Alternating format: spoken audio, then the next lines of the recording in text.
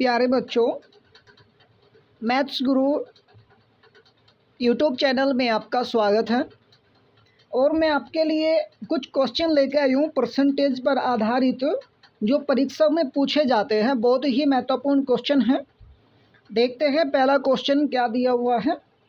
दिया हुआ है कि 605 टॉफ़ियाँ कुछ बच्चों में बराबर बराबर इस प्रकार बांटी गई कि प्रत्येक बच्चे को मिलने वाली टॉफ़ियों की संख्या बच्चों की संख्या का 20% है। देखो, टोटल टॉफ़ियाँ हमारे पास 650 है और जो बच्चों को टॉफ़ी मिल रही है वो है आपकी 20%, यानी जो बच्चों की संख्या है उसका 20% आपको टॉफ़ी मिलती हैं, है ना। तो प्रत्येक बच्चे को कितनी टॉफ़ी मिली, अब ये प्रत्येक बच्चे को कितनी टॉफ़ी पूछ रहा है और ये भी पूछ सकता है कि बच्चों की संख्या कितनी है। तो आप मान सकते हैं बच्चे, चिल्ड्रन, और प्रत्येक को मिली टॉफ़ी, है ना। तो आप मान लेंगे 100x। अच्छा, इसका 20% आ जाएगा 20x, है ना भाई। देखो, बच्चे हैं 100x मान लीजिए, और उसका जो टॉफ़ी मिली हुई है उन्हें बच्चों का 20% अर्थात 20x हो गया। आप इसे डिवाइड कर सकते हैं 5x और x में। अब देखो टोटल टॉफ़ियाँ कितनी हैं भाई, जितने बच्चे और प्रत्येक को जितनी टॉफ़ी मिली होंगी उसकी यदि हम मल्टीपल कर देंगे, गुणा कर देंगे, तो टॉफ़ियों की संख्या आ जाएगी। तो सीधी सी बात है, 5x और गुणा 1x यदि हम करेंगे तो 5x² इक्वल के हो जाएगा 605 के। ठीक है ना भाई। यदि हम टॉफ़ियों की संख्या और बच्चों की संख्या को मल्टीपल कर देंगे तो टॉफ़ियों की संख्या निकल के आ जाएगी कि कुल कितनी टॉफ़ी दी।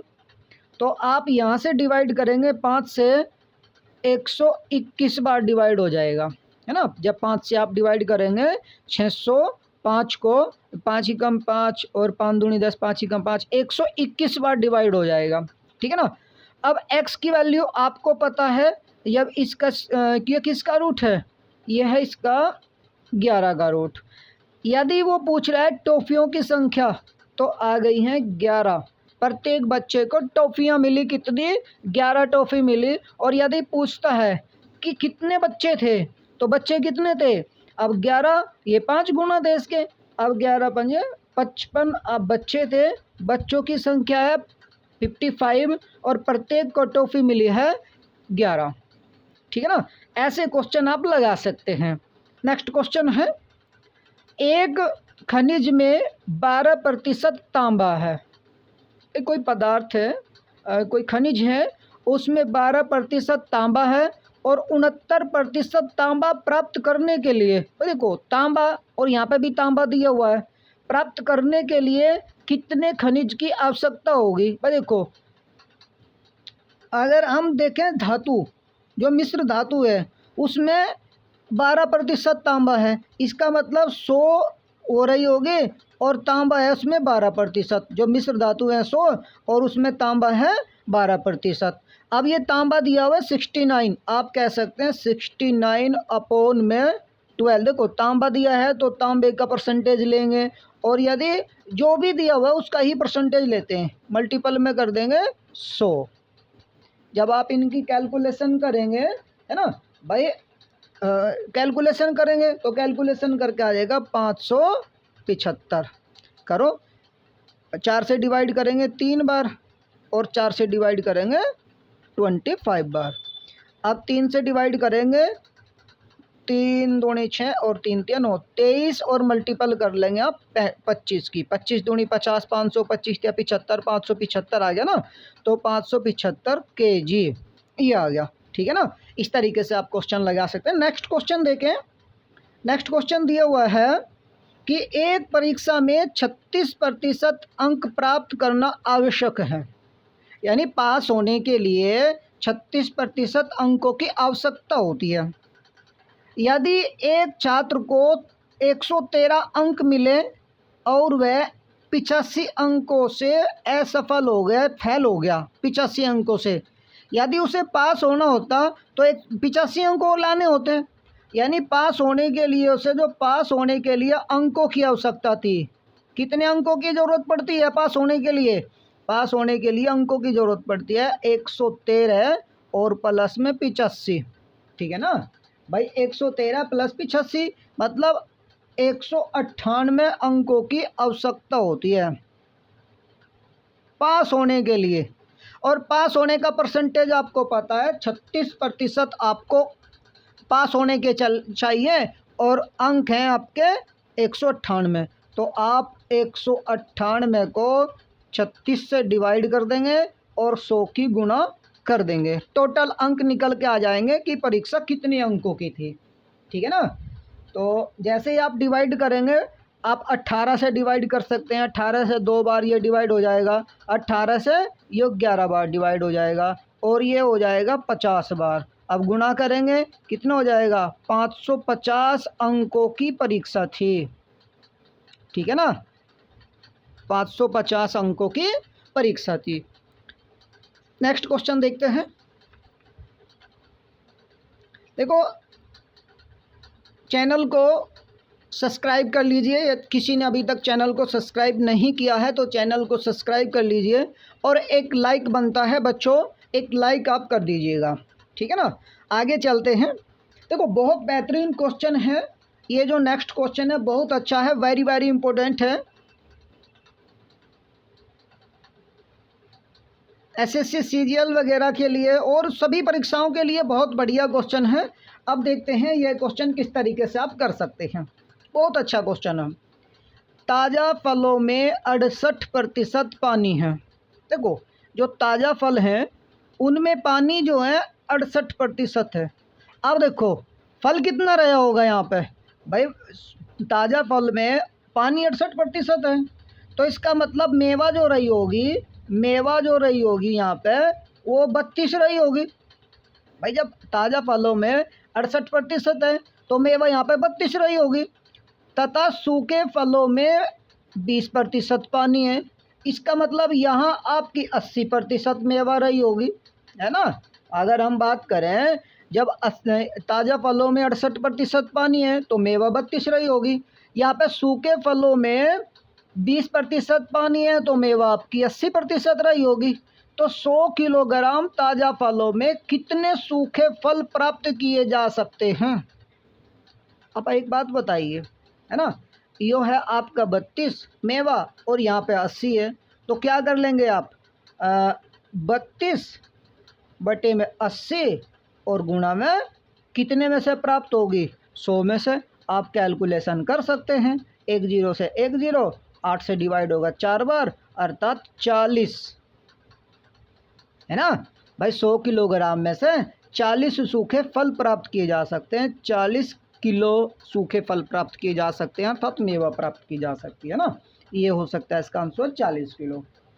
नेक्स्ट, बिल्कुल ऐसा ही क्वेश्चन है, ध्यान से समझेंगे और आप इन्हें निकाले करें, देखते हैं कैसे करेंगे आप इस तरीके के क्वेश्चन। ताज़ा अंगूरों में 80% पानी है।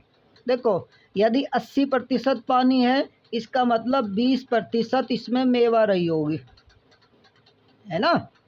दूसरा, सूखे अंगूरों में 10% है, इसका मतलब 90% मेवा रही होगी। यदि सूखे अंगूरों का भार 250 है तो ताज़ा अंगूरों का भार कितना होगा? अरे सिंपल सा है, 250, है ना भाई। 250 दिया हुआ है सूखे का भार। अब ताज़ा अंगूरों का भार आपने निकालना है। ताज़ा अंगूरों का भार जो किस में था, 32 था, नहीं यहाँ पे कितना था, 20, और यहाँ पे कितना था, 90। यानी ये ताज़ा अंगूरों में, और ताज़ा की बात कर रहा है, तो कितना करेंगे, 20 से तो कर देंगे डिवाइड और 90 से कर देंगे मल्टीपल, ये निकल के आ जाएगा। 1 0 से 1 0 आप डिवाइड कर देंगे, 2 से डिवाइड कर देंगे 45 बार, तो 45 गुना 25 आ जाएगा 1125 किलोग्राम, ठीक है ना। तो 12 यदि सूखे अंगूरों का भार 250 है, यानी 1125 में से आप 250, देखो ताज़ा अंगूरों का भार कितना है, 1125 है, और 1125 किलोग्राम में से 250 ग्राम सूखे अंगूर निकल सकते हैं। ठीक है ना। नेक्स्ट क्वेश्चन, नेक्स्ट दिया हुआ है, एक कस्बे की जनसंख्या, है ना, एक कस्बे की जनसंख्या 18,000 है। यदि प्रथम वर्ष 10%, दूसरे वर्ष 20% बढ़ जाती है, यानी पहले साल 10% बढ़ती है और दूसरे साल 20% वृद्धि हो जाती है, तो 2 वर्ष के पश्चात, 2 वर्ष के बाद कुल जनसंख्या बतानी है कितनी है। देखो यहाँ पे टोटल जनसंख्या आपकी है 18,000। पहले साल 10% बढ़ती है तो 100 में बढ़ेंगी, 110 अपोन में कर देंगे 100। दूसरे साल बढ़ रही है 20% तो कर देंगे 120। जितनी बढ़ रही है 100 में ऐड करके और बटे में 100, ये कर देंगे। आप कैलकुलेशन करेंगे, 1 2 1 2 0 2 0 से ये 2 0 डिवाइड हो गई, है ना, 4 0। अब 180 मल्टीपल में 11 गुणा 12, 11 और गुणा 12 इक्वल में आ जाएगा 23,760। पहले 11 की 12 में 132 हो जाएगी, है ना, और फिर 180 में कर देंगे 2360, इसका आंसर आ जाएगा, सॉरी 23,760, है ना, 23,760 हो जाएगी 2 वर्ष के बाद। यदि पूछता है कितनी वृद्धि हो जाएगी, तो सीधी सी बात है, इसमें से आप 23,760 में से 18,000 लेस कर देंगे तो कितनी आ गई, 13,760। ठीक है ना, 13 नहीं है, 13 में से 8 गए, बच गए 13 में से 8 गए, बच गए 5, और यहाँ होगी 0। 5,760 बढ़ेगी भाई, 5,760 हो जाएगी। ठीक है ना। नेक्स्ट क्वेश्चन देखो, क्वेश्चन बहुत अच्छा है, करेंगे क्वेश्चन को। दिया हुआ है, दे रखा है कि किसी वर्ग की प्रत्येक भुजा 30% वृद्धि होने पर, एक वर्ग दिया हुआ है और प्रत्येक भुजा आपकी 30% बढ़ा दी है, तो इसके क्षेत्रफल में कितने प्रतिशत वृद्धि हो जाएगी। यदि इस तरीके का कोई क्वेश्चन आता है, प्रत्येक भुजा में वृद्धि कर रहा है, कोई आयत हो या फिर कोई वर्ग हो या फिर कुछ भी हो, आप क्या कर लेंगे, या फिर कोई वस्तु का मूल्य हो, पहले वृद्धि कर दी, उसके बाद दोबारा फिर वृद्धि कर दी या फिर कमी कर दी। अगर इस तरीके का एक बार वृद्धि करा, एक बार कमी करा, तो भी कोई प्रॉब्लम नहीं है। आप मान लेंगे उसका क्षेत्रफल 100 है ना। पहले साल कितना, 30% बढ़ा, तो हो गया 130 बटे में 100। दूसरे साल, हाँ भाई, प्रत्येक भुजा 130 हो जाएगी और यहाँ पे भी 130, भाई दोनों भुजा बढ़ेगी ना, और इसके भी 100 और गुणा में कर देंगे 100। कितना हो गया, 2 0 से ये 2 0, 13 गुणा 13 बराबर होता है 169। 300 होगी 169। इसका मतलब 69% जो है बढ़ गई है उसकी क्षेत्रफल, है ना भाई। 30% वृद्धि करने पर 69% जो है ना उसका क्षेत्रफल बढ़ गया है पहले से। अब नेक्स्ट देखते हैं क्वेश्चन, एक आयत की लंबाई 20% वृद्धि। जो एक आयत है उसकी लंबाई, ये आयत होता है, वर्ग होता है जिसकी सारी भुजा बराबर होगी वो वर्ग होगा। दोनों ये आमने सामने की भुजा बराबर, इसकी आमने सामने की भुजा बराबर होगी, इसकी चारों भुजा बराबर होगी, ये होता है वर्ग और ये होता है आयत। ठीक है। अब यदि बोल रहा है कि लंबाई में तो कर रहा है 20% की वृद्धि और चौड़ाई में कर रहा है 20% की कमी, यानी एक बार वृद्धि कर रहा है, एक बार कमी कर रहा है, तो हम मानते हैं 100 ही हमेशा, इसका ऐसे क्वेश्चन में हमेशा 100 ही मानते हैं। 20% वृद्धि कर रहा है तो 120 हो गया है, 20% कमी कर रहा है तो 80 हो गया, अपोन में 100 कर देंगे, 100 से 100 डिवाइड हो जाएगा, उसे मत रखो। कितना हो जाएगा, तो 12 अट्ठे 96। अब देखो पहले 100 था, अब हो गया 96, इसका मतलब 4% की कमी दर्शा रहा है ना भाई। यदि 100 से ज़्यादा, जैसे यहाँ पे 100 से अधिक आ रहा था तो ये वृद्धि दर्शा रहा था, लेकिन यहाँ पे 100 से कम है तो ये क्या दर्शा रहा है, ये कमी को दर्शा रहा है। तो 4% की कमी हो जाएगी उसके क्षेत्रफल में पहले से, ठीक है ना। नेक्स्ट क्वेश्चन देखते हैं। अब देखो ये क्वेश्चन दिया हुआ है कि एक वृत्त की त्रिज्या 1% बढ़ गई है, अब उसके क्षेत्रफल में कितने प्रतिशत की वृद्धि हो जाएगी। सेम क्वेश्चन है, आप इसे बिल्कुल इसी तरीके से कर सकते हैं। 100 मान सकते हैं, 1% बढ़ रही है तो 101 हो गया, मल्टीपल में फिर 101 और बटे में 100। अब देखो 101 का स्क्वायर कर दो। 101 का स्क्वायर मैंने आपको एक वीडियो डाल रखी है, यदि आपको 101 का स्क्वायर करना है तो हम कर सकते हैं। 101 का स्क्वायर कैसे करेंगे, इसका बेस आप मान लेते हैं 100, 100 से कितना ज़्यादा है 1, उसका डबल कर लेंगे 2 और 2 की गुणा कर देंगे, यहाँ पे आ जाएगा 200 और 1 का वर्ग आ जाएगा 1 प्लस 1 और 100 का होता है 10,000। जब आप इन्हें सबको ऐड करेंगे 10,201 तो इसका स्क्वायर हो जाएगा 10,201, है ना। 10,201, 2 अंक के बाद दशमलव लगेगी, आ जाएगा यहाँ पे, यानी आ गया 102.01। अब 100 से कितना अधिक आ गया, ये 100 से अधिक आ गया है, ये 2.01% बढ़ जाएगा, ठीक है ना। आंसर कितना आ जाएगा, 2.01% बढ़ जाएगा। अगर ये 100 से अधिक है तो वृद्धि को दर्शा रहा है, और सीधी सी बात है वृद्धि कर रहा है तो वृद्धि रहेगी यहाँ पे, क्योंकि दोनों जगह वृद्धि कर रहा है। एक जगह अगर कमी हो तब हम सोचते हैं। अब देखते हैं यहाँ पे, एक परीक्षा में 25% छात्र असफल हुए। देखो टोटल मान लेते हैं हम 100, हमेशा 100 ही मानते हैं।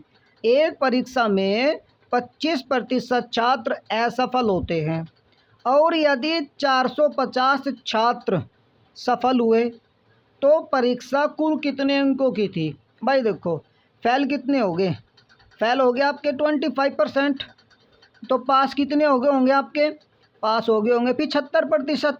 भाई कह सकते हैं ना भाई, जब फेल आपके 25% हुए तो पास आपके 75% हो गए होंगे, है ना। अब करना क्या है, ये जो संख्या दी हुई ना, यदि 450 छात्र सफल हुए यानी पास हो गए, भाई 450 छात्र पास हो गए, तो आप 450 जो पास हैं तो पास का ही परसेंटेज उठा लेंगे 75। और यदि टोटल पूछ रहा है तो टोटल पूछ रहा है कुल कितने छात्र थे, तो परीक्षा कुल कितने छात्रों ने दी तो आप कर देंगे 100 की गुणा। यदि पूछता है कि असफल कितने हुए तो गुणा कर देंगे 25 की। और यदि वो तो दे ही रखा है कि सफल छात्र हुए कितने, 450 सफल हुए, तो ये तो दिए हुए ही है। तो अब आप कैलकुलेशन कर देंगे 25 या 75 और 25 चौका 100, 3 से डिवाइड करेंगे इसे 15 बार, यानी 150 आ गया। 15 चौका 60, अर्थात आ गया 600 छात्र, ठीक है ना। कितने छात्र हैं, 600 छात्र हैं। और यदि वो पूछता कि असफल कितने हुए हैं, तो असफल कह सकते हो तो आप यहाँ 150 यहाँ 25 कर सकते हैं, 25 या 75 यानी कितना आ जाएगा, या आप इसमें से 450 आप लेस कर सकते हैं, तो जैसे आप निकालना चाहें निकाल सकते हैं यहाँ से आप, ठीक है ना। असफल छात्रों की संख्या यहाँ से आप निकाल सकते हैं। नेक्स्ट और क्वेश्चन देख लेते हैं। और जिसने अभी तक चैनल को सब्सक्राइब नहीं किया वो चैनल को सब्सक्राइब कर लीजिए, और एक लाइक तो बनता है, एक लाइक कर दीजिए। मैं बार बार आपको कह रहा हूँ उसके लिए सॉरी, पर लाइक आप ज़रूर कीजिएगा। अब देखते हैं, एक विद्यालय में 40% छात्र फुटबॉल खेलते हैं। देखो ये वेरी तीनों जो क्वेश्चन है ना, ये जो तीनों क्वेश्चन है बहुत ही महत्वपूर्ण है, वेरी इम्पोर्टेंट है।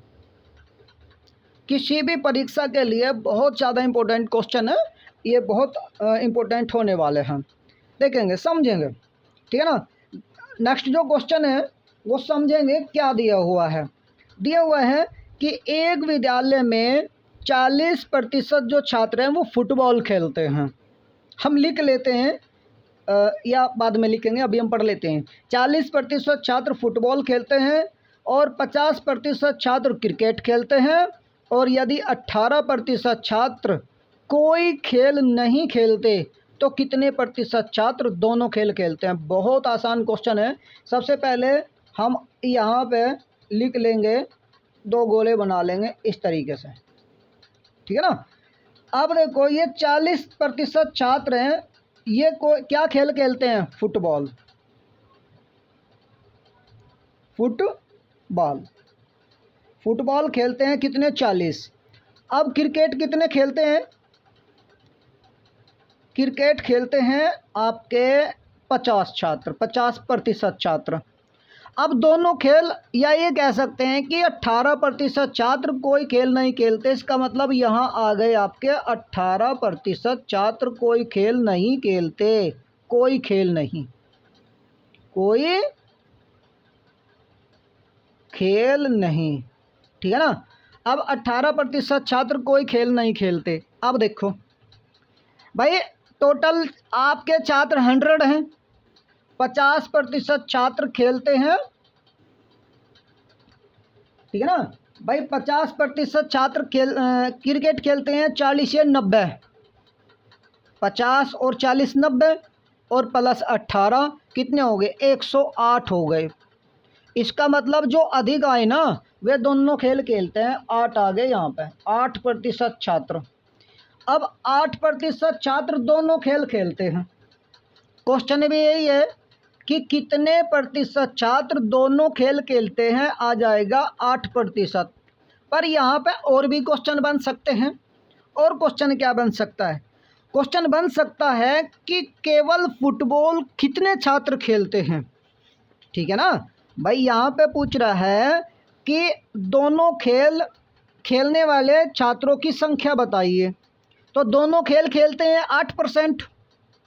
लेकिन यहाँ पे पूछ सकता है कि फुटबॉल कितने व्यक्ति खेलते हैं, कितने छात्र खेलते हैं। तो 40 में से आप 8 लेस कर देंगे, 32% जो छात्र है ना वे फुटबॉल खेलते हैं, केवल फुटबॉल खेलते हैं। अब क्रिकेट की यदि हम बात करें, है ना, 50 में से 8 घटा देंगे, ये केवल क्रिकेट के आ जाएंगे। 50 माइनस 8 बराबर आ गया 42।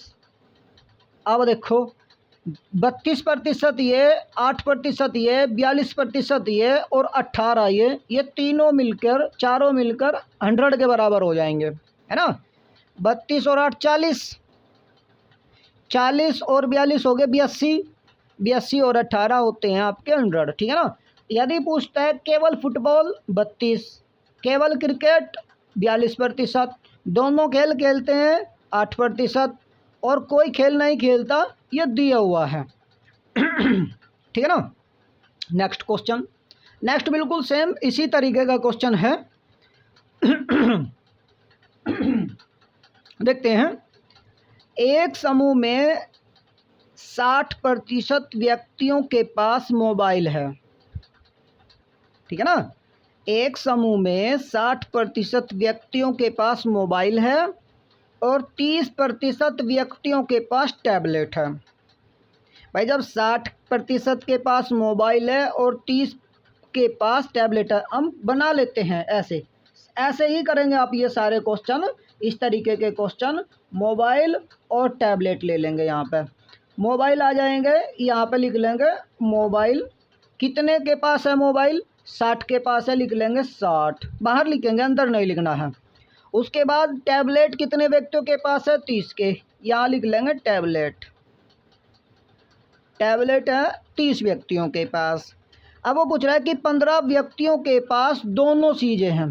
देखो 15 व्यक्तियों के पास दोनों हैं, यानी टैबलेट और मोबाइल दोनों हैं।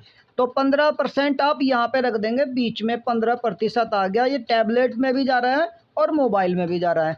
अब केवल मोबाइल आ जाएगा, 60 में से 15 आप लेस कर देंगे, आ जाएगा 45।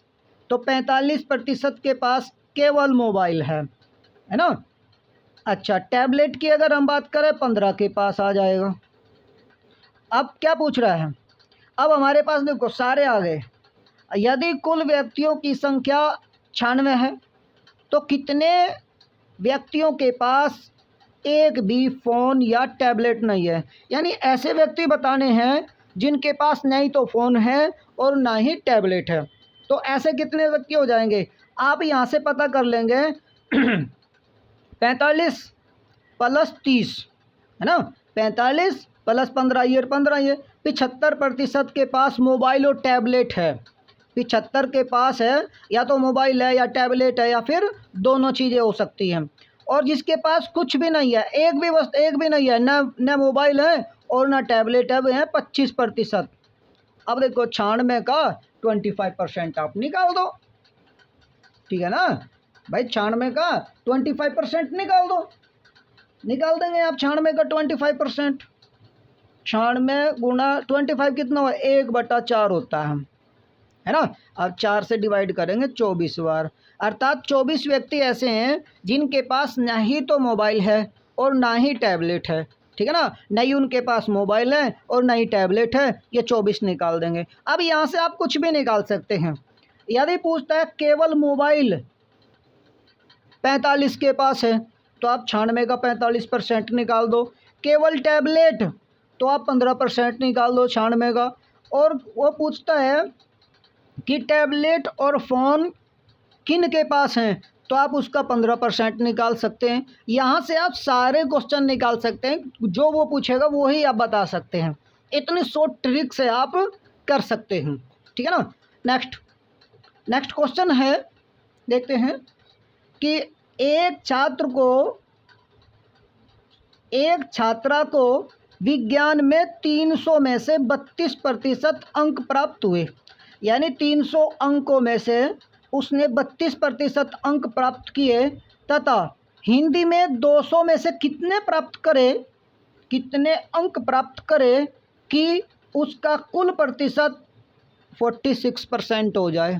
पहले तो आप टोटल अंक निकाल लो दोनों विषय के, है ना, विज्ञान के, साइंस के और प्लस हिंदी के। साइंस के और प्लस हिंदी के टोटल अंक हो जाएंगे 300 प्लस 200, अर्थात हो जाएंगे 500। और 500 का 46% आप निकाल देंगे, कितना हो जाएगा, गुणा करेंगे 230, अर्थात उसने 230 अंक प्राप्त करने हैं टोटल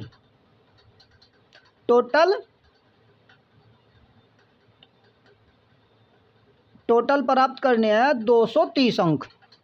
अब उसने प्राप्त कितने कर लिए हैं, क्योंकि एक परीक्षा उसकी हो चुकी, विज्ञान की परीक्षा हो चुकी, तो परीक्षा होगी विज्ञान की। विज्ञान में से कितने प्राप्त कर लिए, 32। इसका आप 32% निकाल दो। 3 की गुणा 32 में कर देंगे, कितना हो जाएगा, 96। 3 दूनी 6, 3 3 कितना हो गया, 96 अंक। भाई 96 अंक तो वो ले आई।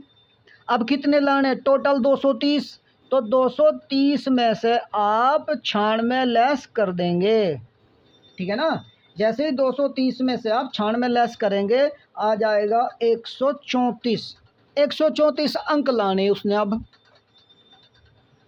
ठीक है ना भाई। 134 अंक लेके आने हैं, कितने में से लाने हैं 134, क्योंकि 300 की तो विज्ञान की तो परीक्षा हो चुकी। अब 200 में से लाने, तो अपोन में कर देंगे 200 और गुणा में कर देंगे 100। 2 0 से 2 0 डिवाइड कर देंगे, 2 से काटेंगे, 2 6 12 और 2 7 14, अर्थात 67% उसने अंक लाने पड़ेंगे हिंदी में, तब जाके उसका टोटल जो परसेंटेज है वो 46% हो जाएगा।